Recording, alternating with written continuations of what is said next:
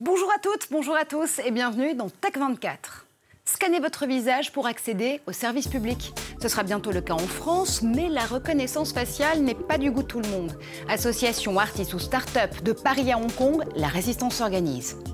Et après le visage, le mouvement en question, la reconnaissance gestuelle s'invite dans vos appareils. Démo avec le dernier smartphone de Google, le Pixel 4.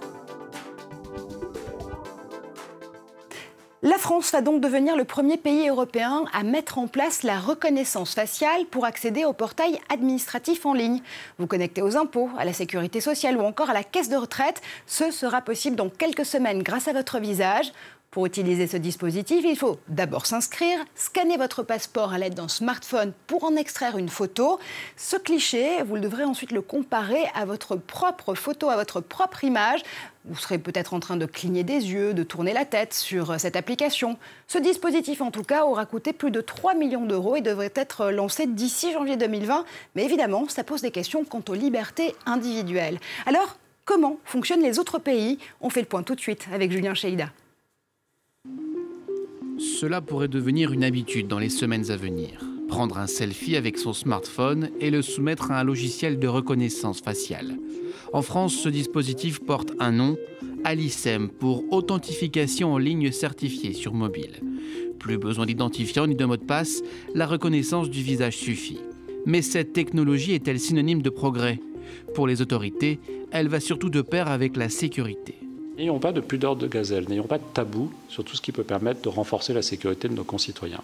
Par contre, il faut des outils de contrôle, il faut des outils de régulation, il faut des arbitres ou des juges extérieurs à ceux qui utilisent ces outils. Dans les aéroports, la reconnaissance faciale peut être utilisée pour passer les douanes. Temps estimé 10 secondes, c'est plus rapide qu'un être humain. Mais c'est à Nice que l'expérience a été la plus poussée.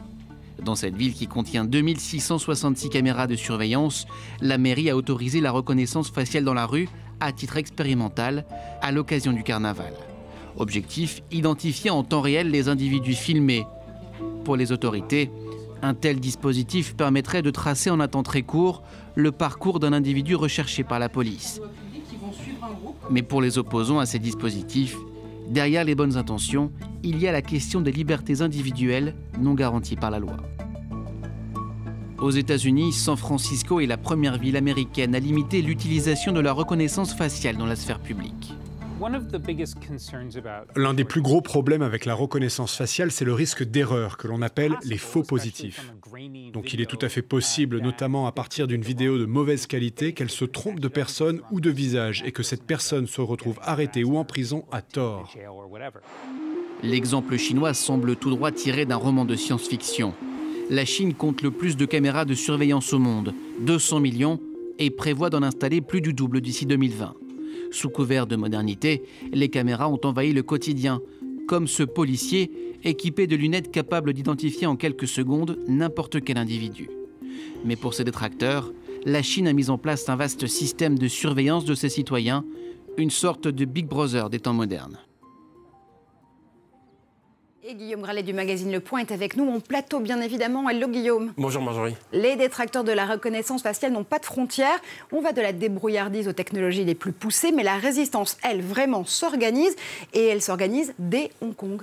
Oui, dès Hong Kong, on a vu des manifestants se protéger un peu comme ils pouvaient au départ. C'est-à-dire qu'ils ils se sont abrités sous des parapluies pour se protéger des caméras qui étaient disposées en haut. Mais également, on a vu des manifestants projeter des lumières sur leur visage pour essayer de tromper des caméras de vidéosurveillance. Ce sont des solutions qui relèvent du système D, mais on voit bien l'importance de parfois se protéger de ces caméras de vidéosurveillance. Et ce qui est très intéressant, c'est que des artistes s'intéressent aussi avec des designers à la problématique de la reconnaissance faciale et cette fois-ci, ils ont mis au point des maquillages algorithmiques. Oui, des maquillages comme celui qui a mis au point l'ingénieur russe Grigory Bakounov, qui est un ingénieur de Yandex, et qui a mis au point des maquillages très futuristes grâce à un algorithme qu'il a lui-même mis au point et qui permet de tromper les caméras de vidéosurveillance. Il faut également regarder ce qui se passe du côté à Berlin. Adam Harvey, qui est un chercheur en computer science américain, lui, il a imaginé des maquillages qui s'inspirent du cubisme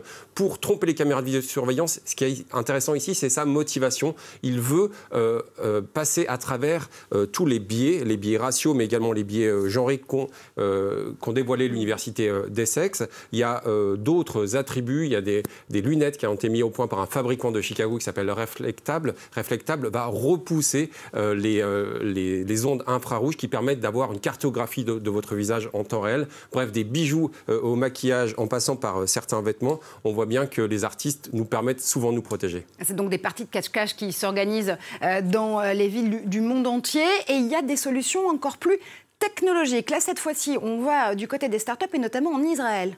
On va en Israël pour s'inspirer d'anciens membres des services secrets qui s'appellent Gilles Perry ou Sela Blandheim. Ils ont créé un service qu'ils appellent DID. L'idée ici, c'est de décorréler les données biométriques de données faciales. Il faut savoir que certains services comme Claudie Nari a jusqu'à 22 milliards de photos. On veut pouvoir circuler dans la rue très librement. Et puis une dernière initiative qui nous vient cette fois-ci de Belgique, l'université de Louvain. On a trompé des caméras de vidéosurveillance grâce à des images, où on voit des images de foule, et ça a permis de tromper un logiciel de détection d'objets qui s'appelle Yolov V2.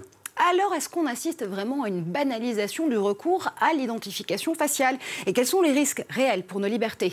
Entre peur du fichage et raisons sécuritaires, une association monte au front. On rejoint tout de suite Martin Drago, juriste à la Quadrature du Net, pour en parler. Bonjour Martin. Bonjour. Alors la reconnaissance faciale s'installe donc en France, mais vous estimez, tout comme la CNIL d'ailleurs, que le dispositif n'est pas compatible avec le RGPD. Alors effectivement, donc là on parle du dispositif Alicem dont vous avez fait la présentation.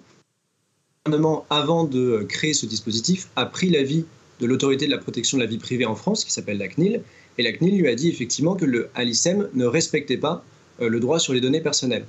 En fait, pourquoi? C'est très simple, parce que on est obligé, pour se créer une identité numérique Alicem, de faire une reconnaissance faciale, donc obligatoire.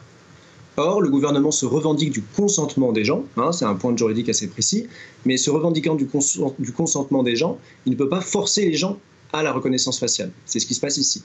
Ce qui est assez grave, c'est que le ministère de l'Intérieur n'a pas respecté l'avis de la CNIL et a publié son décret tel quel. C'est pour ça que nous, derrière, on fait un peu le travail qu'aurait dû faire la CNIL, c'est-à-dire qu'on a attaqué le décret Alicem devant le Conseil d'État en disant attention, on parle de reconnaissance faciale, c'est une technologie qui risque de devenir une surveillance de masse des citoyens, donc il faut au moins l'interdire et au minimum respecter le droit européen sur cette question.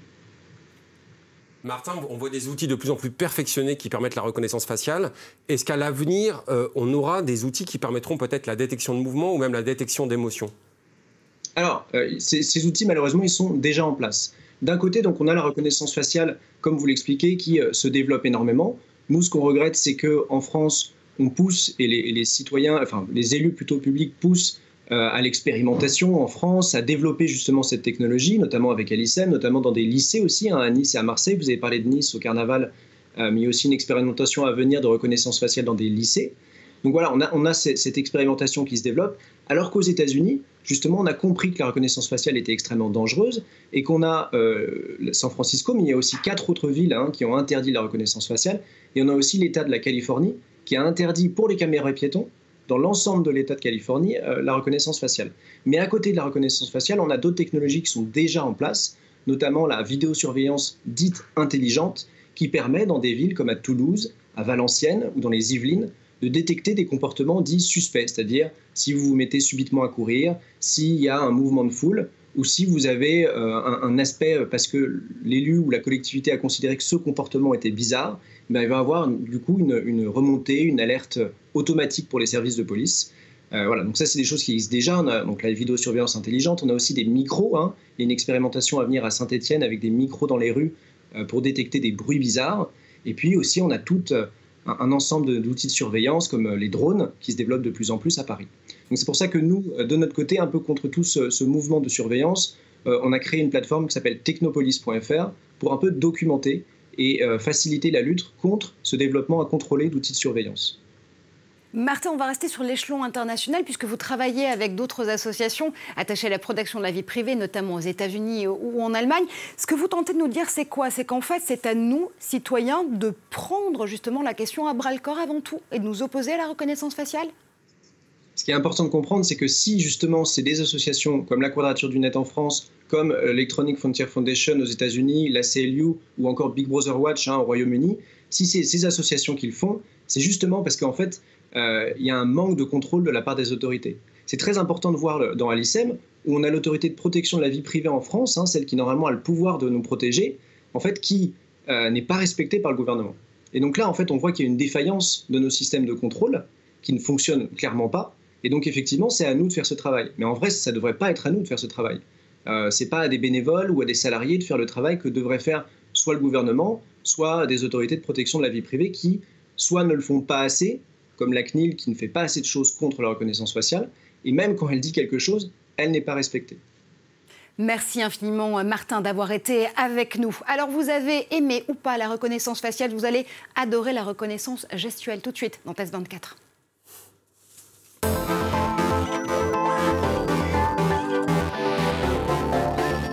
Déverrouiller votre téléphone ou slider entre les applications d'un seul geste, eh bien ce n'est plus de la science-fiction, c'est de la réalité. C'est Google qui le prouve en ce moment avec Pixel 4, le dernier né de sa gamme de smartphones. Oui, c'est un véritable pro de la reconnaissance, ce petit téléphone qui n'a l'air de rien en fait à première vue. Il y a deux choses que je trouve vraiment intéressantes, c'est la reconnaissance déjà de la parole. Alors c'est disponible uniquement en anglais jusqu'ici, pour l'instant, ça sera en français l'année prochaine, mais lorsque vous allez parler à quelqu'un, eh bien vous allez pouvoir retranscrire en temps réel ces paroles en texte. Et puis, il y a effectivement, Marjorie, la détection des gestes. Alors, ça peut être utile, c'est ce qu'on appelle, c'est une fonction qu'on appelle Motion Sense. Vous allez dans les réglages et vous dites que vous voulez l'appliquer. Pour l'instant, c'est limité à quelques applications comme le fait de rejeter un appel ou de mettre une chanson. On ne peut pas encore régler le volume. Bon, en gros, c'est une traduction littérale de par la maman, quoi.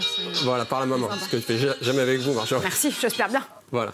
Et donc là, vous avez vu, un tout petit mouvement de ma main me permet de changer de chanson. Je suis sur Deezer. Je peux revenir sur une chanson en arrière. Vous avez vu, c'est assez facile. Je n'ai pas besoin de faire d'efforts très remarqués. Mais au-delà de l'effet waouh et de l'effet un peu magique, il faut dire que c'est une techno qui est développée depuis très longtemps dans les laboratoires de Google.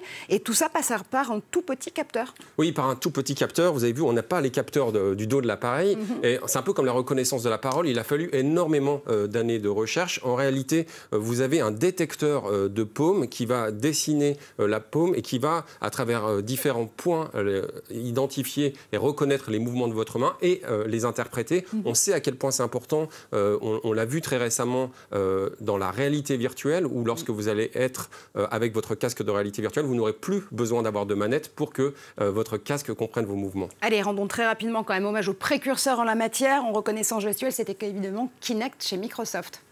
Exactement, Kinect, qui aujourd'hui devient de plus en plus professionnel. Et là, on voit bien une vraie tendance qu'on a remarquée également chez les inventions d'un Français qui s'appelle Clay et qui vient de s'associer avec un professionnel américain, un géant Qualcomm, pour développer à l'avenir tout un tas de reconnaissance gestuelle. Ça sera très utile dans les usines, par exemple. La beauté du geste. Merci infiniment, Guillaume, pour toutes ces infos.